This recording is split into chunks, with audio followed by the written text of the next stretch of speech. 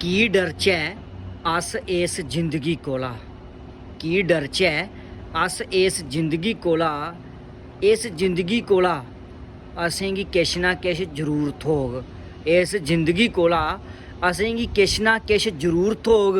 किश नहीं जीने का तजुर्बा जरूरत होग, किश नहीं जीने का तजुर्बा जरूरत होग।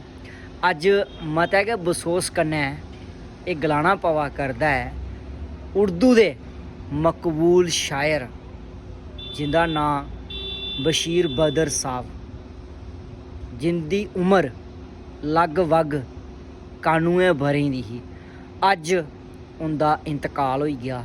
इस दुनिया कोला साढ़े कोला सारें कोला टुरी गए। और उंदियां जेकड़ियां लिखी दियां हिंदी बिच्चे उर्दू बिच्च शायरियां न, पोइट्रियां न, नज़मां न, गज़लां न, ओह् साढ़े दिलै दे बिच, पूरी दुनिया दे दिलै दे बिच जेकड़े भी लिखदे न उर्दू बिच्चे हिंदी बिच्चे दिलै बिच जरूर रौह्ङन। और अस रब अग्गे हत्थ जोड़ियै इयै प्रार्थना करने आं, दुआ करने आं उंदी आत्मा गी शांति जरूर थवै। और उंदियां जेकड़ियां शायरियां न, और अऊं भी निक्का मुट्टा डिंगा त्रेड़ा लिखना, मेरे दिलै बिच भी उंदे वास्ते मती कोला मती जगह है और जगह रोग। और परमात्मा उंदी आत्मा गी शांति जरूर दे।